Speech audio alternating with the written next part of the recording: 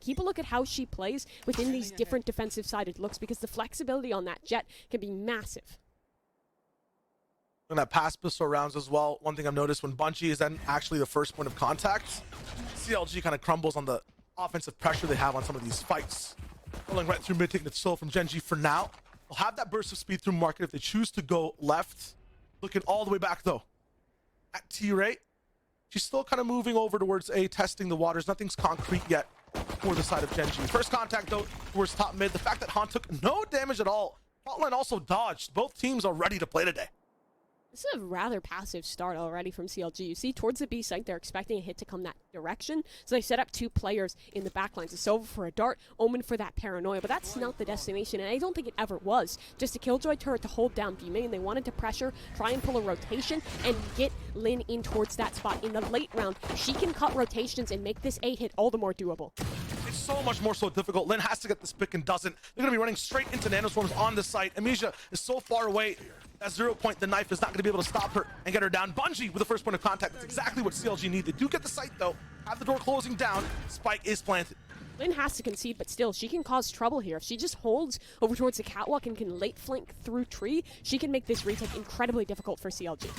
Some damage done. Bungie might get caught up from the side of Cat for the moment. Not sure if she hears the footsteps, but it's all about closing down that door. Claudia is there. This is why this comp is so nice with the Sova rolling in. The dash too. Everything getting split apart for the side of Gen G. Scanned as well, but Lily is ready. Hits one, survives to make it possible for T-Ray to get two. Gen G just splatter and splinter CLG apart.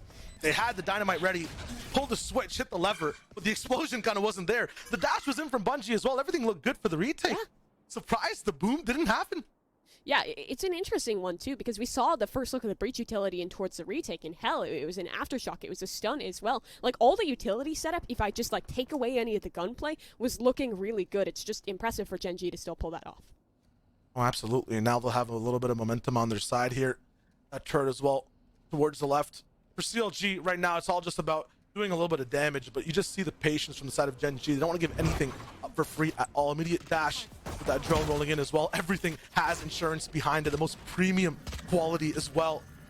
It's that high platinum type of wave rolling in, coverage across all angles. Now might be a little bit of a time to take a risk. It's up against Classics, it should be good, but you give Bungie a Spectre to use as well. That's going to be huge. Both Jets on all sides, making sure that they're going to thrive.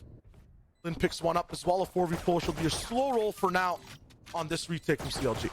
Feels like this round is going to be very reliant on this flank that Lynn is working on, but there's an alarm bot, and the player directly holding for her. She should have been spotted in this one. Still manages to pull one off on that forward position. The flanker instead is Bungie, who's whiffing. Charlie punishes on that one, so round should be over. Rise will deal a little bit more damage, but her HP, the timer, it's all just too far gone.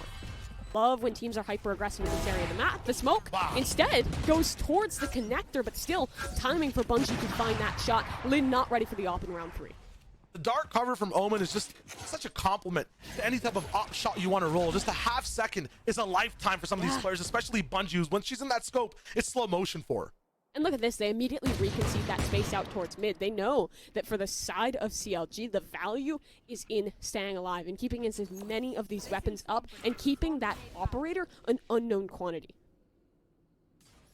And dropping a little bit of pressure, but they understand it's just fake words. It's kind of just sticks and stones overall. That nanoswarm's not going to pull any rotations off from the A site. CLG knows exactly what's going down. And this is a retake set up towards A for the side of CLG. They're just looking to maintain space in towards the tree room. It's similar to how we see teams in CLG specifically play B Heaven over on Split. You give them that space initially, and then you charge back in with the paranoia or with the breach utility. In this case, it's that paranoia ready to go for Rise. It's a horror movie for Gen G. They're moving around the entire map. They've seen no one. 30 seconds left. That violin, hitting that high G note. Not a musical prodigy, so I'm not sure if that's the correct terminology overall, but just pretend you hear it in your brain, in your ears, and your eyes. Moving straight past tree, sprays coming down to Claudia, finds one. Bungie playing smart once again, getting ready to work with her team. Yeah, and you can see that play being built on up, but that's the power of KO. Counters out that paranoia. You cannot have the pinch in towards the tree room, so now Spike is down. That's one goal accomplished. Now doing damage, that's the next step, and Hannah, she's done a little bit in that way. Time is being bought here. This could get risky. Setups there, they have fear. in hell as well. The paranoia will start to rain out. Rise does have to clear the effects from Lin on the previous round. They understand that someone could be just hit up in that pocket. Aftershock also being used to make sure they have a lot of space to use as the site breakdown comes in. Bungie still pocket player to look to get that crucial pick she needs, and it'll be there. All the trades coming in for CLG, perfectly timed on all sides, with utility as well, raining through the walls. It's a good retake, but still, way too many players died in that one. CLG needed a clean round, especially considering that big investment into an operator, and they got nothing but a new player in that role who will have to look to make those adaptations. As Bungie, again, looks like she might want to go for this fight out towards mid. No player at all has kind of made this move up all the way before. The support over teammates all the way from Arches in mid. Bungie gets this insane sightline. You have to commit to that angle if you want to peek it. They understand that Genji play so slow and not really have any mid control other than that one pistol round. It's been the extremities that are working so far. That might be the weakness CLG's looking to exploit. It's like, what map control do they have right now for the side of Genji? They haven't cleared through mid. They haven't even cleared A main. There's a redart in A main. There's players in mid. It's 100% known for CLG that this has to be a B hit. And you see the reply coming through. Sova is already rotating on over. There will be 3 players here to receive, and still this op is out in mid. They'll have to expedite B off that op hitting in mid. They're walking straight into a trap. This is so tough. Lin down. They don't have their dash available as well. Getting the switch will be that much more so difficult. Han ready in that backside with the flashpoints coming in as well. They have to break that dart. They have time to. As look, everyone just gets slowed and burned by the nano swarms. A fault line buys them so much time, and all Major has to do doesn't even have to think. Just shoot through the walls. This is huge from CLG. It's not just the firepower. It's off that map control that we were talking about just before. Absolutely beautiful. On a round where they were actually down on eco, on weapons overall. Rise is the only one that's a cost to this operation. It'll be Hannah going possibly just for that save. That was beautiful from CLG. That decision-making in towards the mid-round is pretty rough for the side of Gen.G. They just took way too much time, and I'm fine with teams playing slow, but you have to maintain map pressure. And if we look at their composition, we can see some of the root issues of this one. When you have a chamber, you can push forward early, stake that claim. Same with a Cypher. You cannot do that with a Killjoy. The thing is as well, though, the Gen.G have 2 players. And then it's a 7-10 split. They're only focusing on the 2 pins now on either side, right? B or A site with all this utility you're talking about. They still have to throw a few balls still down the lane. These pins tend to regen Is that towards how bowling works? middle, do you have to throw the bowling ball down the middle when there's no pins there? No, I don't know if the this pins analogy regen. plays. It's like a bowling game, but like the pins regen because CLG can move Sentient back through pins that just keep Sentient coming pins. back on in. They keep walking back into the lane.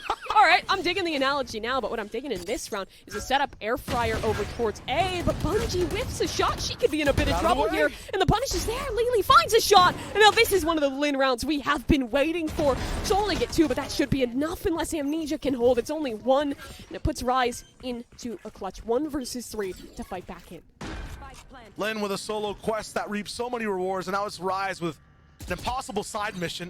1v3, skipping a nanoswarm as well. Now she's locked into looking at heaven. A whiff from the side of A main. T-Ray is going to cause Hannah's body to go down. Now it's all up to Rise.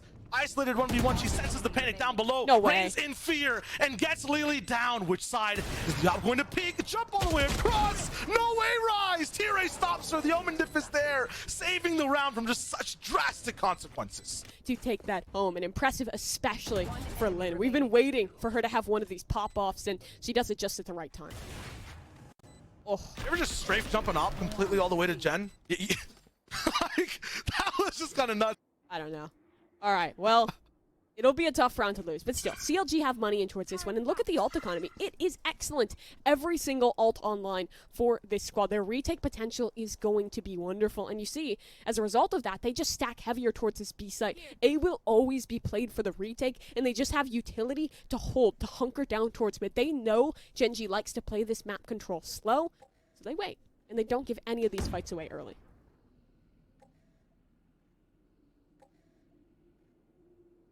Gen.G basically a slithery snake around this map. They just have to choose the first sites, and CLG will then roll in. I feel like they had a little bit of practice against Dart Monkeys, against this style overall in a previous matchup. This wait till 40 seconds and then pounce type beat, but they're starting to roll real fast. The timing on that redrone through B main is absolute perfection. The second that Gen.G vacates that space, drone rolls back on through. Still, CLG have this retake heavy setup, so they won't rotate off that information, but now they're starting to get nervous about this one. They're moving. CLG will in fact be playing towards that rotation. Gen.G have the A site, but can they convert? 30 seconds. After lockdown, after the fact, I'm wondering exactly where Hannah's going to put it. Spike's going to be planted. IT, right? Spike Are planted. also coming, and I'm pretty sure that was aiming to be maybe towards the upside on Heaven. Going to be wasted utility for now. All that util is used so early. Paranoia gone, knife gone for your KO. Your KO gone. This retake is going to be all the better now because there shouldn't be anything to counter out this Killjoy lockdown. Just free still rolling in. Claudia is able to even out the skills completely. Trying to go for a value tag as well. It's not going to be there for now. Lynn is caught in the crossfires of both smokes, earthquakes, and flashing lights all at the same time. Lynn needs to win this trade. It's not going to be possible. Han is there to activate that spike defuse.